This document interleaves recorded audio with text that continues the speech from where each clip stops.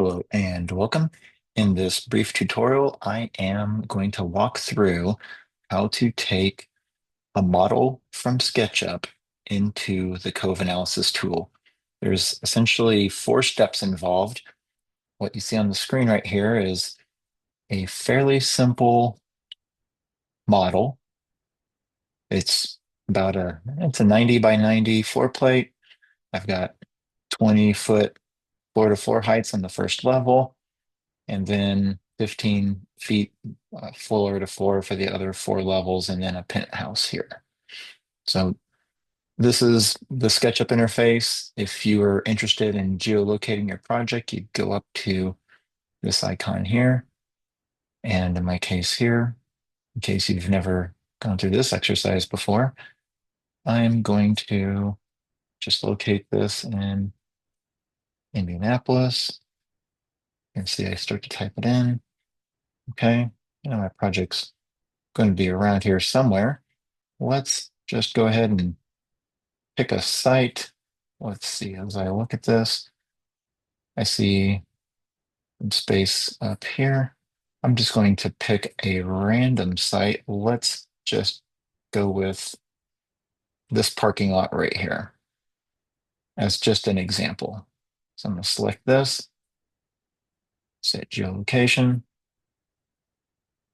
You can start to grab some context, add context, and zoom out a bit.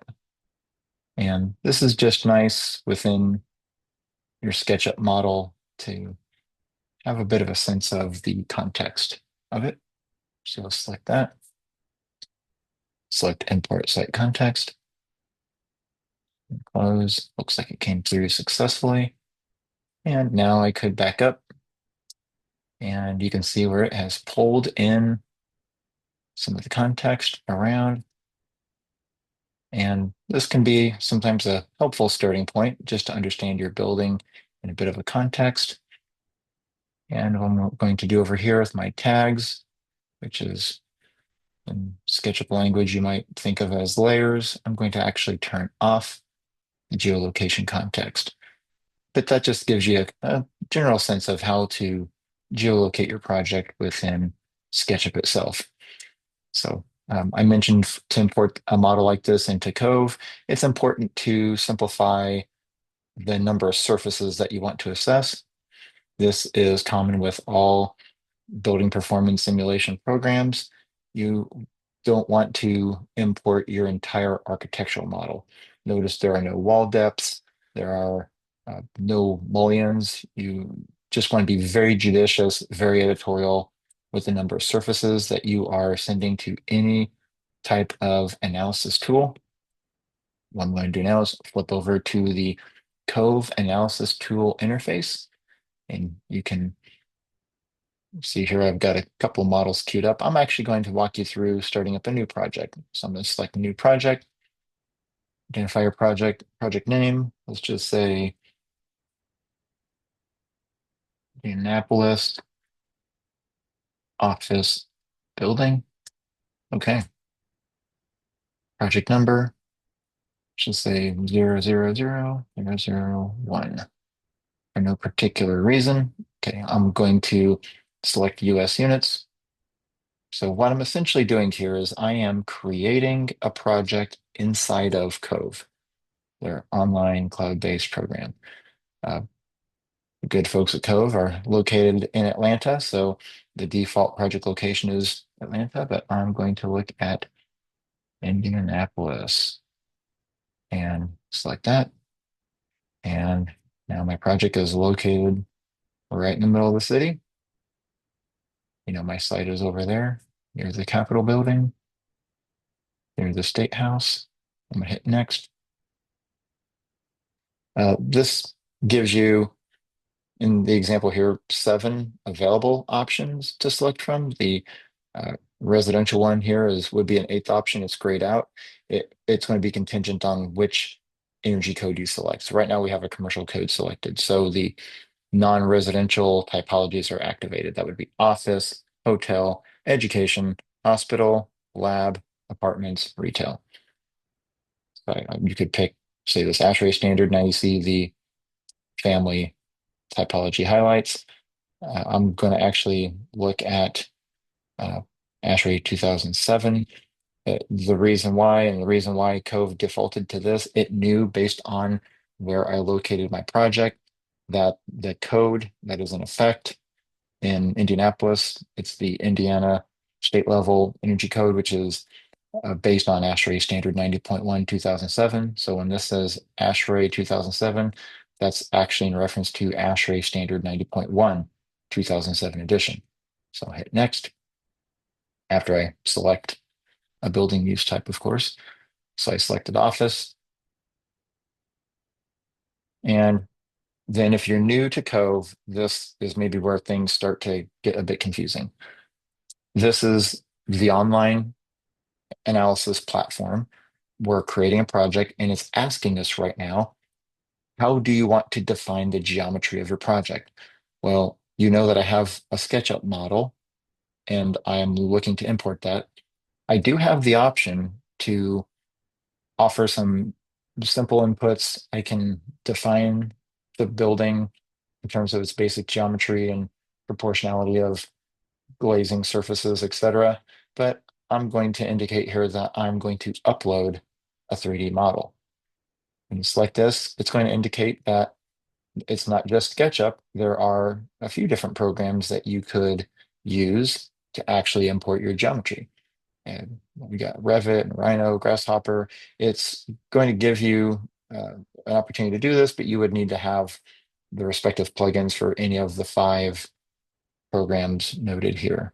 So it's just letting you know that. I'm going to hit next. And right now it's looking to import a building geometry, but we've not yet indicated what that building geometry is.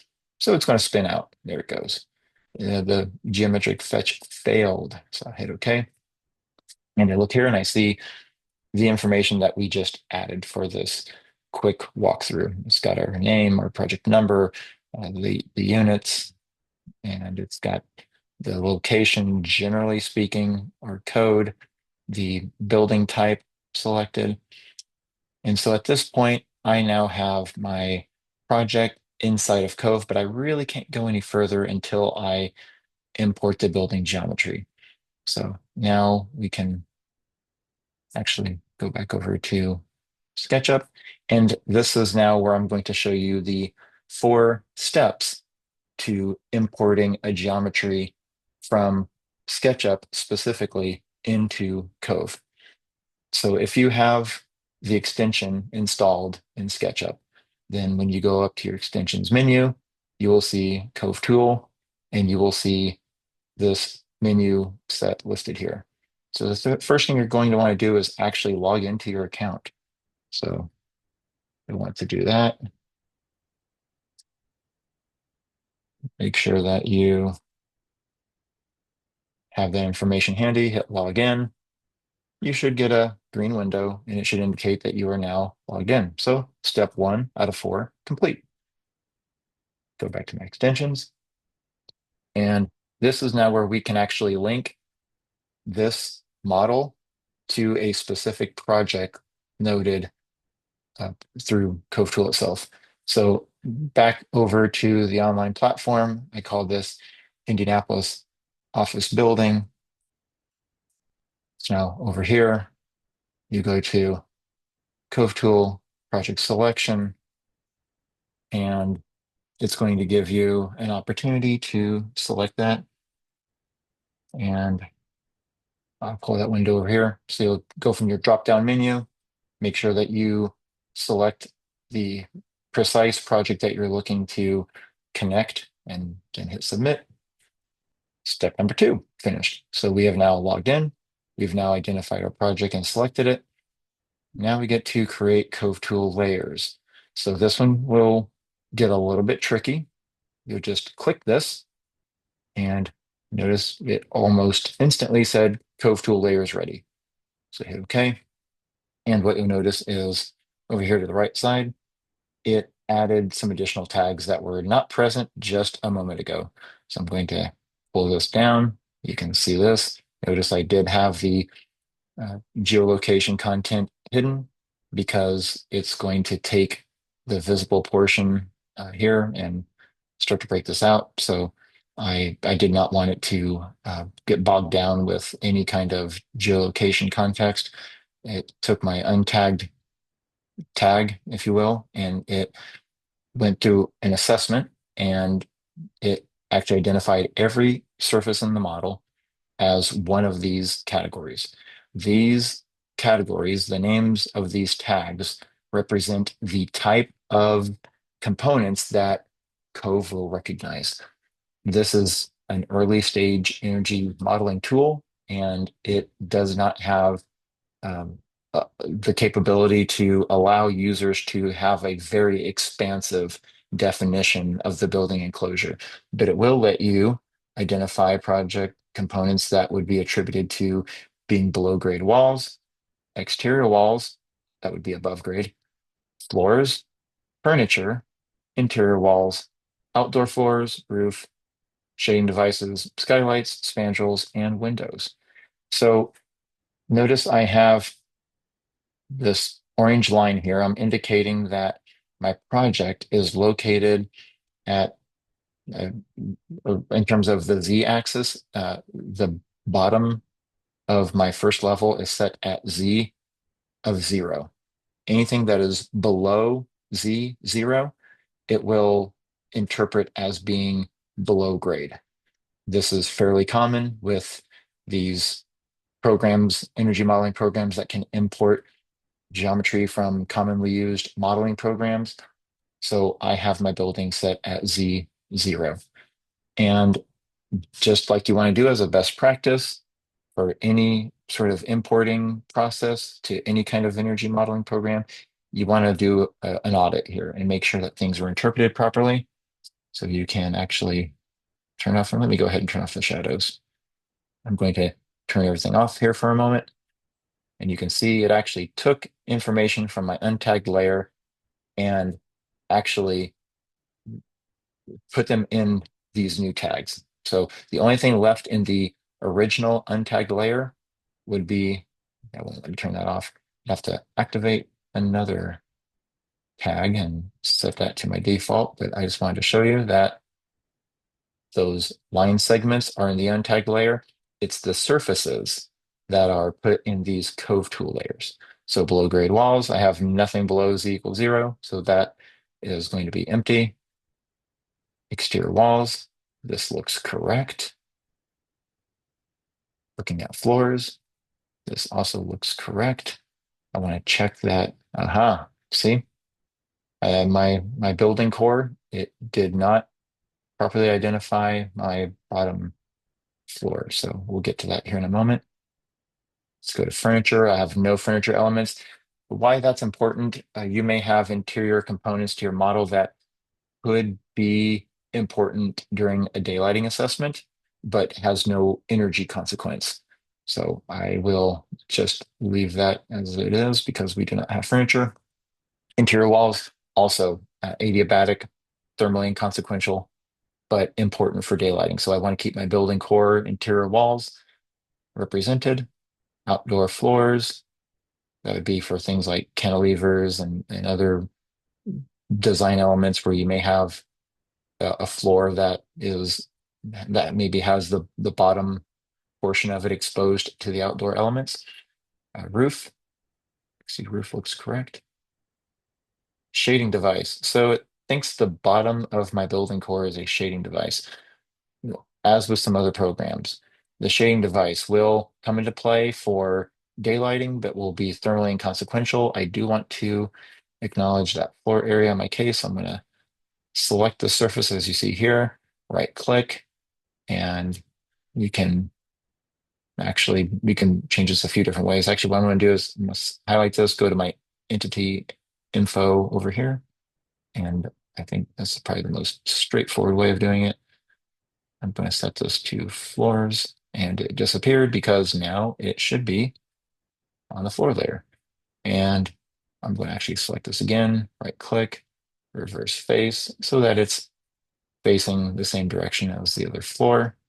And this is exactly why you go through the audit. Okay, so Shading devices, I have no skylights. Let me turn off floors again. No spandrels. I do have a lot of windows. Those are represented there. So now my model is in good shape and ready to go. So those are all of the components of my model are properly identified. Now, you saw this building in an urban context. I could add some of those nearby structures and identify those as shading devices. I could also actually add shading devices, but for this simple and quick paste tutorial, I'm going to leave it like this. So now we have logged into our account. We have associated this model with a project on Cove so that when we import the geometry, it knows what project to send it to. We have created our Cove tool layers via the tags here in SketchUp.